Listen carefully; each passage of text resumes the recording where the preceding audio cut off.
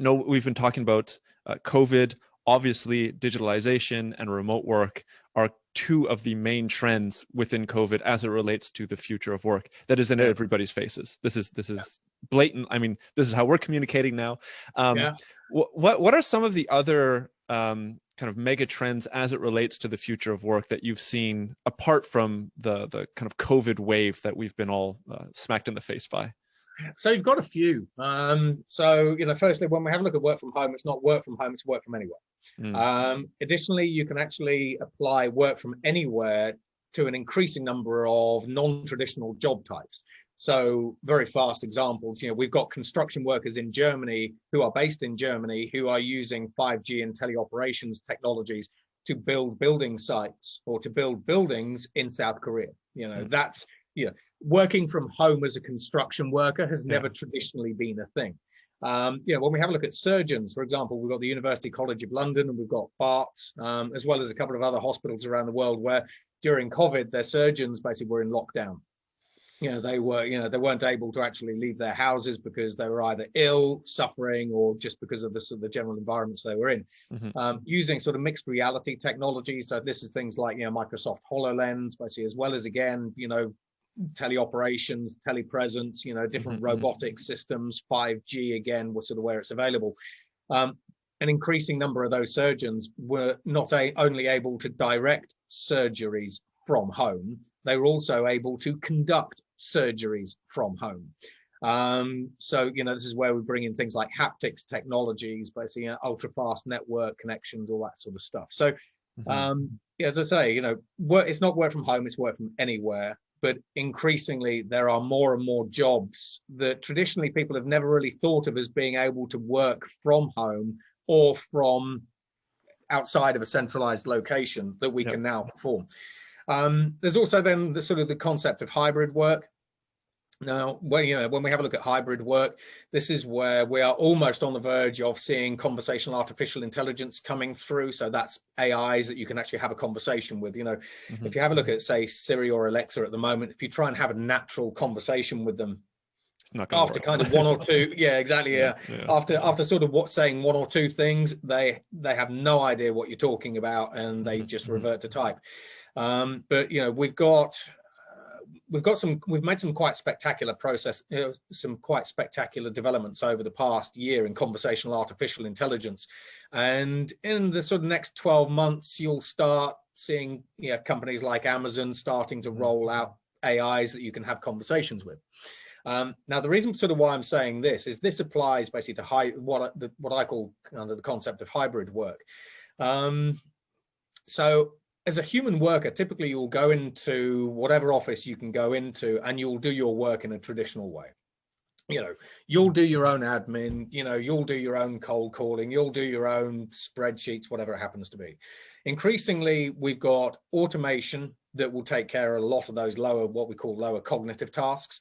But increasingly, as conversational artificial intelligence and digital humans become the new computer interface, as a human worker, you can now start augmenting your own work with them.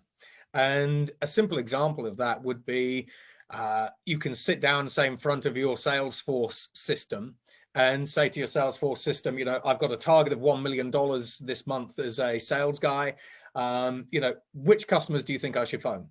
And platforms like Einstein will come back and say, well, I've had a look at, I know the products that your company sells. I know your account set because that's in the CRM system. I've been using big data to trawl basically all of the information that I could find about all of your prospects. And I found this CIO of Walmart tweeting about how great, public cloud is.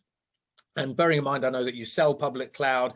I think that you should probably go and have a conversation with him about that. Here's a whole bunch of different sets of data about him.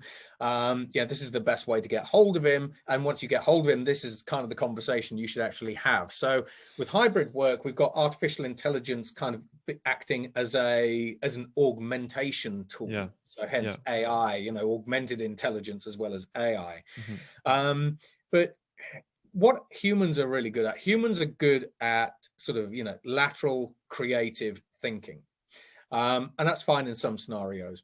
artificial intelligence is fantastic, increasingly fantastic at sifting through huge volumes of data in real time to extract meaning, content, context, and purpose. And when you start combining those together, all of a sudden, it does mean that you can work in more productive ways. You know, say, for example, you've got a global asset manager and he wants to go through shares. It's kind of like that Star Trek computer. Rather than, you know, if you look at Bloomberg, rather than having to go through all these different data sets and tables to figure out which stock to buy, you just ask the computer, what stock do I buy? And it says Apple. And then using explainable artificial intelligence, you dive into it and say, well, why Apple? You know, why not Amazon? And it will say, well, based on your criteria on exits and investment strategy and your appetite for risk and stuff, I said Apple because, you know, it meets these particular criteria. So we've got hybrid work and we've got AI starting to come into the workplace. And then, you know, when we have a look at some of the other trends, teleoperations, telepresence. If you have a look at, for example, Microsoft HoloLens, you know, they will kind of market that as a technology that they will market it as a mixed reality technology for work. I think on the one hand, they kind of miss the point, and they won't like me saying that.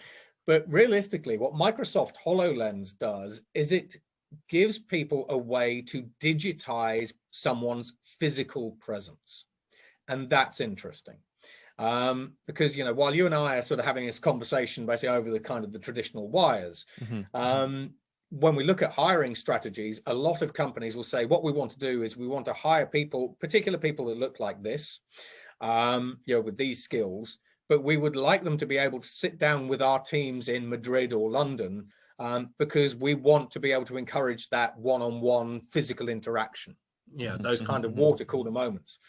With HoloLens, as well as some virtual reality technologies, but particularly HoloLens, you can kind of get those water cooler moments by putting on the headsets. And bearing in mind that, you know, one of the key attributes of most technologies is that they get better and faster and more performant over time. They get cheaper over time and they get smaller over time. We've already got virtual reality glasses from Facebook, you know, so rather than having these big bulky headsets, you know, if you want to just meet your co-workers basically in a say, for example, a mixed reality HoloLens like environment. So there's mesh that Microsoft talk about. You just put on some regular glasses that look like sunglasses, yeah, and that's it. So 1 minute you're in a hybrid work environment, the next you've taken them off, you're back home again. So you've got that. And then one of the other sort of the big areas that I see sort of coming through when we talk about the future of work is what I call algorithmic future, you know, the algorithmic future.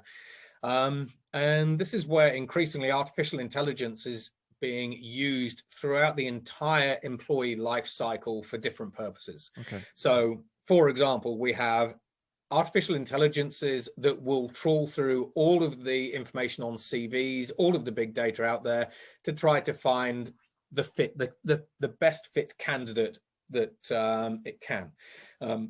So say, for example, you're hiring a sales guy. What it will do is you can create artificial intelligence competency matrices of your best sales guy. And you'll say your best sales guy has these hard attributes and these soft attributes. And artificial intelligence will then go off, look through a whole sort of, you know, ream of data, and it will come back and say, I found a number of candidates who match this profile. You know, they've got these hard attributes, these soft attributes, and they kind of look like a bit of a clone of your best salesman. Once you then enact say, for example, a Zoom interview session, those AIs can be involved in that session. We've got companies like HireVue, you've got Eightfold, which is a really interesting AI sort of HR company, which I come on to. And this is where you have a human interviewer interviewing someone via Zoom, for example, but the AI is monitoring that interviewee's camera feed. It's monitoring basically what they say. It will look at microfacial movements, body language. It will listen to the language they're using, the tone they're using, to figure out their educational background, their character, their personality. The AIs basically are increasingly being involved in coaching. So this is where, for example, if I say to you, you know, if we take you on as a potential candidate, can we trust you? Mm-hmm, And the AIs will come back and say, actually, they'll pop something up on the hirer's screen, just saying, you asked that question. He said that you could trust him, but actually his pupils dilated, and with a 99% accuracy, he's lying. Because AI can now tell that you are lying with the accuracy of a polygraph via a webcam. And so this is where the AIs can then prompt the HR manager to say, you might want to ask that question again in a different way to see if you get a different response. So we've got AI in the hiring process that is almost being used as a surveillance-like technology to figure out if people have particular diseases, inherited genetic conditions, because they can tell your blood pressure from your face. They can tell whether you're ill from your voice. If you've got a bit of a gravelly voice, you might actually be ill. You can get huge volumes of data basically just from a webcam and a microphone. It's insane. And there's a Chinese company, for example, that with an 86% level of accuracy can tell whether you are intent to whether or not you will become a criminal. So your intent to criminality. Okay. You've got Israeli companies that can detect your character and personality, again, kind of with a 90% accuracy. Are you trustworthy? All this sort of stuff. So you've got AI there. So you've got AI finding talent. You've got AI helping during the interview process. You've then increasingly got artificial intelligence managing people. So we've seen that with Uber and Amazon. Yep. Where AIs have actually been managing people. Amazon, according to Jeff Bezos's latest shareholder letter, they now have an artificial intelligence that will use machine vision in the warehouses, and it will figure out that, if you're always picking up a box like this as a human, if you suddenly pick the box up slightly differently, you might be a bit tired. And if you keep picking it up like that, if you keep picking it up to the side, then you might end up with backache, and you might end up going suing Amazon, or you might end up costing Amazon money, or you might have to take time off, heaven forbid. So now, for example, within Amazon, you've got AIs that are managing people, but they're also trying to monitor people. And then what they will do is, if they figure that your posture is wrong when you're doing something, they'll try and correct it. But then they'll assign you another task. They'll say, right, I'm going to stop you from picking up boxes. I'm now going to move you over to a fulfillment line, for example. You've got Uber, basically, Uber's AI that recently got taken to court in both the UK and Europe, because it was monitoring the performance of drivers as they were doing various things and then automatically firing them.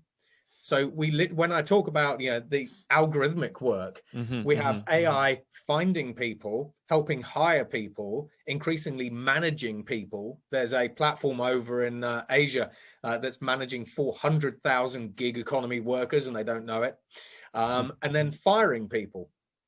And in the Uber's case, the UK court overruled Uber's artificial intelligence and got it to reinstate 5 of the workers. The others didn't win their cases.